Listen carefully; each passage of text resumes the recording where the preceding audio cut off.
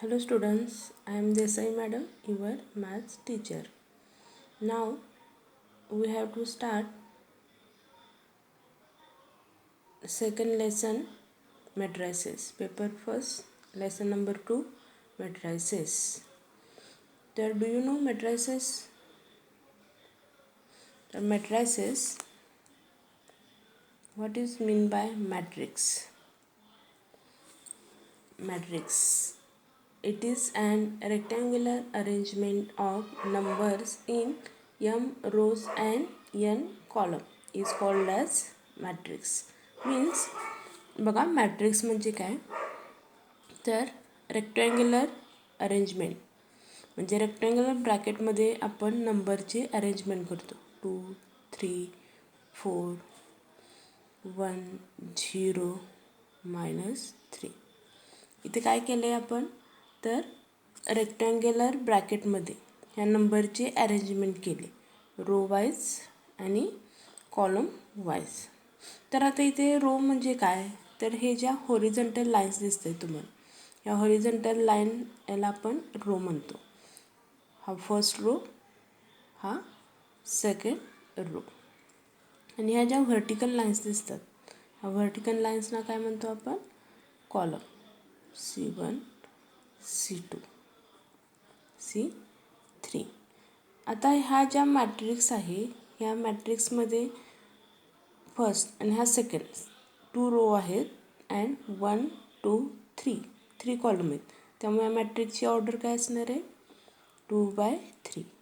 आधी रोची संख्या लिहायची आणि नंतर कॉलमची संख्या म्हणजे हा 2/3चा मॅट्रिक्स झाला. मॅट्रिक्स आपण कसंही लिहू शकतो.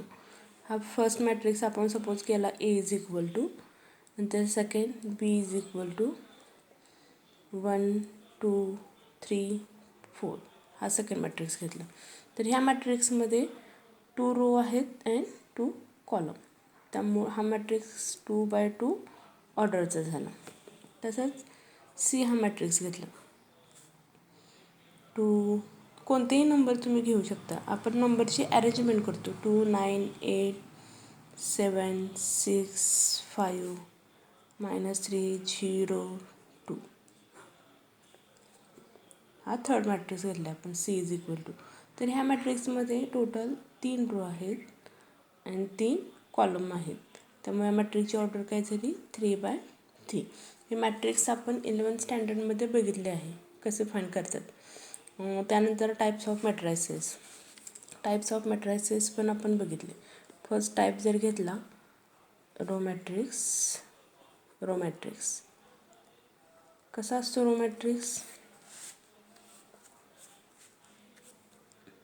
Row matrix it is a matrix which has only one row.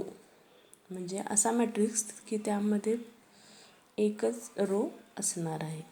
हा एकच रो आहे ज्यामध्ये कॉलम कितीही असून देत 4 कॉलम आहेत पण रो एकच आहे. त्यामुळे हा मॅट्रिक्स झाला 1/4 ऑर्डर आणि याला म्हणतात रो मॅट्रिक्स.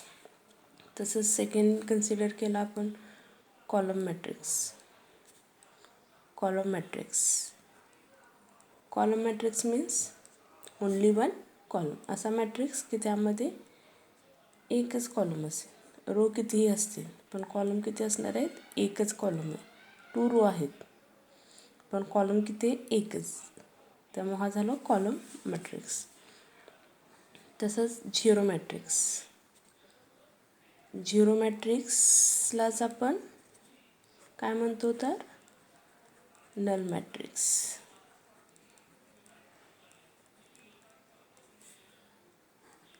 नल मॅट्रिक्स असा मॅट्रिक्स की त्यामधले सगळे एलिमेंट काय असतात झिरो असतात. सगळेच्या सगळे एलिमेंट झिरो असतात. अशा मॅट्रिक्सला झिरो मॅट्रिक्स किंवा नल मॅट्रिक्स म्हणतात. तसंच नेक्स्ट आयडेंटिटी मॅट्रिक्स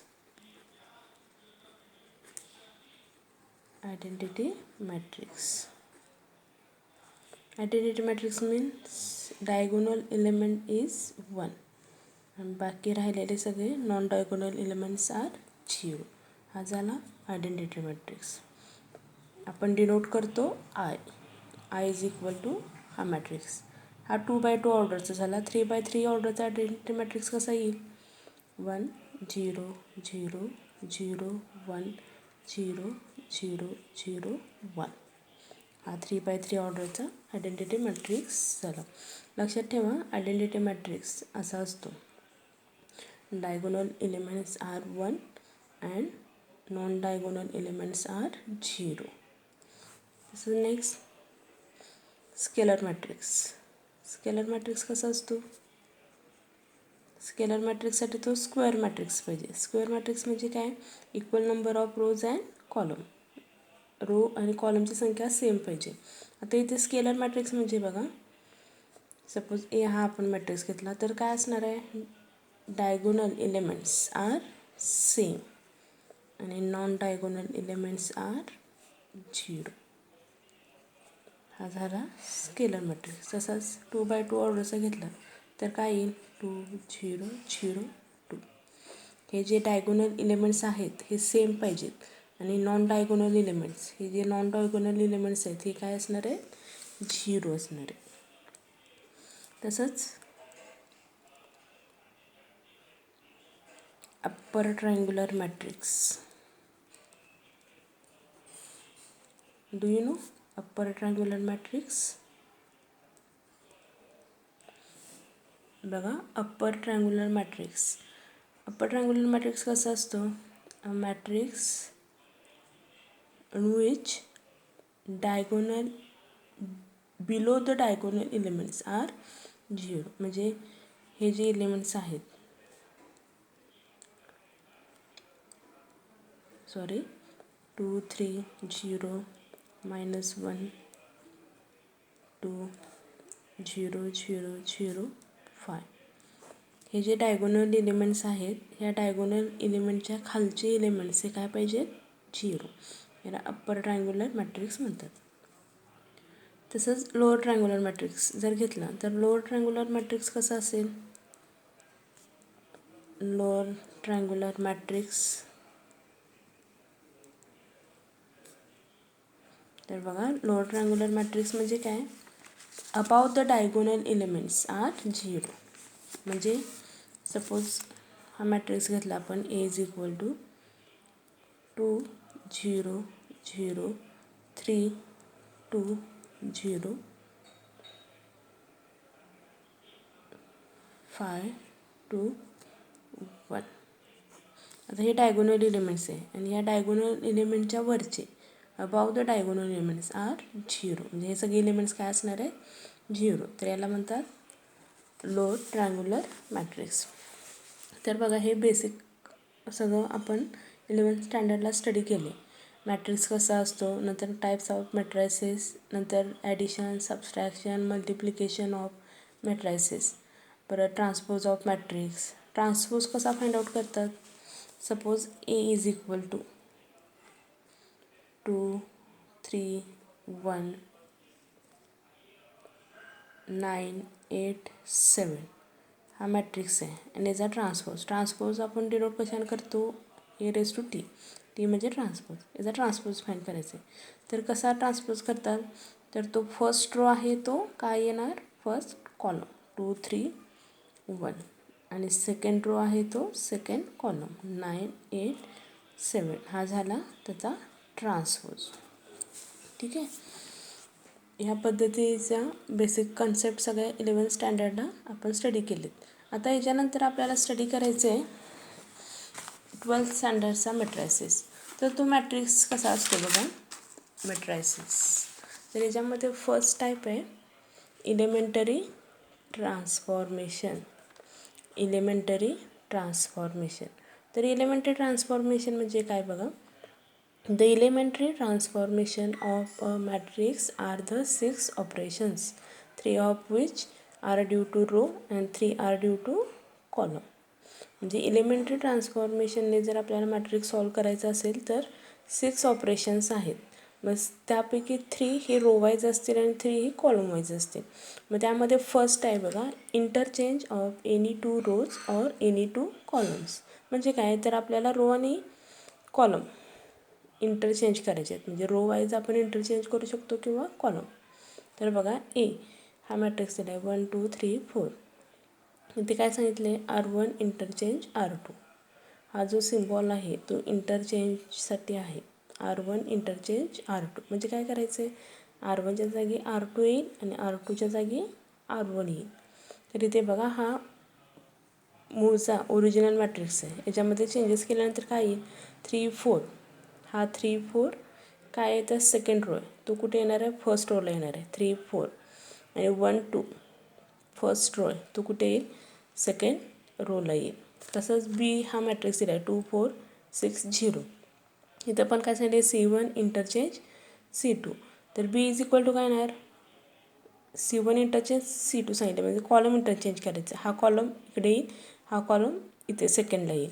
म्हणजे बघा 4 0 2 6 ह्या पद्धतीने आपण इंटरचेंज केले. नंतर तसंच सेकंड आहे बघा, multiplication of the elements of any row or column by a non zero scalar. म्हणजे काय, कुठल्याही रो किंवा कॉलममधल्या प्रत्येक एलिमेंटला नॉन झिरो स्केलरने मल्टिप्लाय करायचं. म्हणजे नॉन झिरो स्केलर म्हणजे तर कोणताही नंबर, झिरो सोडून कोणताही नंबर, तो पॉझिटिव्ह असेल या निगेटिव्ह असेल. तर बघा इथे ए इज इक्वल टू 0 2 3 4 दिले, हा मॅट्रिक्स दिला आहे. इथे आपण काय केले R2 चेंजेस 4 R2. म्हणजे काय केलं आहे आपण R2 जो रो आहे ह्या R2मधल्या प्रत्येक एलिमेंटला आपण 4ने मल्टिप्लाय करायचे. मी इथे R2मध्ये आपण मल्टिप्लाय करणार आहे R1 as it is 0 2 as it is आहे असा मॅट्रिक्स लिहायचं आहे. फर्स्ट रो आहे असं लिहायचं 0 2. आणि सेकंड रो आहे याला 4ने मल्टिप्लाय करायचं 4 × 3 12 4 × 4 16. हा झाला चेंजेस करून नवीन मॅट्रिक्स. तसंच इथे आहे बघा बी सेकंड मॅट्रिक्स दिला आहे 0 1 2 3 -2 4 5 9 1. इथे काय सांगितलं आहे C2 चेंजेस ट्वाईस C2. म्हणजे C2ला काय करायचं आहे आपण 2ने मल्टिप्लाय करायचं आहे. मी इथे काय करायचं आहे C2मध्ये चेंजेस करायला सांगितले C1 and C3 as it is. C1 and C3 आहे असेच लिहायचे, फक्त C2मध्ये चेंजेस होईल. C2ला काय सांगितले 2ने मल्टिप्लाय करा, मग काय होईल 2 × 1 2 2 × -2 -4 आणि 2 × 9 18. फक्त सेकंड कॉलममध्ये चेंजेस होणार आहेत. ठीक आहे, या पद्धतीने आपण चेंजेस केले. नॉन झिरो स्केलरने रोमधल्या किंवा कॉलममधल्या प्रत्येक एलिमेंटला मल्टिप्लाय करता येतं. तसंच थर्ड आहे बघा, adding the scalar multiples of all the elements of any row or column to corresponding elements of any other row or column. म्हणजे काय करायचं आहे इथे बघा ए हा मॅट्रिक्स दिला आहे -1 4 2 5. तर इथे बघा R1मध्ये आपण काय करतो R1 + 2 R2. म्हणजे इथे R1मध्ये आपण हे जे सांगितले चेंजेस R1 प्लस ॲडिशन करायचे 2 × R2. R1मध्ये चेंजेस करायचे. आता इथे R1मध्ये चेंजेस करायचे तर R2 as it is 2 5 R2 2 5 as it is ठेवायचे. R1मध्ये काय होईल -1 प्लस 2 × R2. 2 × R2मध्ये कोणता एलिमेंट आहे 2, त्यामुळे काय येणार आहे -1 प्लस 2 × 2. तसंच सेकंड इथे काय होईल R1 4 प्लस 2 × R2 5 2 × 5. म्हणजे काय होणार आहे बघा 2 × 2 4 4 -1 3 2 × 5 10 10 + 4 14. आणि second row 2 5 as it is. या पद्धतीनं आपण इथे चेंजेस केले. बघा एलिमेंटरी ट्रान्सफॉर्मेशनने जर आपल्याला चेंजेस करायचे असतील तर ह्या पद्धतीने आपण चेंजेस करायचं आहे. First interchange of any 2 rows or any 2 columns. म्हणजेच आपण कोणतेही रो किंवा कॉलम इंटरचेंज करू शकतो या पद्धतीने. R1 interchange R2 C1 interchange C2. Second आहे multiplication of the elements of any row or column by non zero scalars. म्हणजे काय तर कुठल्याही रो किंवा कॉलममधल्या प्रत्येक एलिमेंटला आपण नॉन झिरो स्केलरने मल्टिप्लाय करू शकतो. इथे बघा R2मध्ये 4 R2 करायचे, ज्या R2मधल्या प्रत्येक एलिमेंटला आपण 4ने मल्टिप्लाय केले. तसं इथं C2 C2 म्हणजे सेकंड कॉलममधल्या प्रत्येक एलिमेंटला आपण 2ने मल्टिप्लाय केले आणि चेंजेस करून हा नवीन मॅट्रिक्स येणार आहे.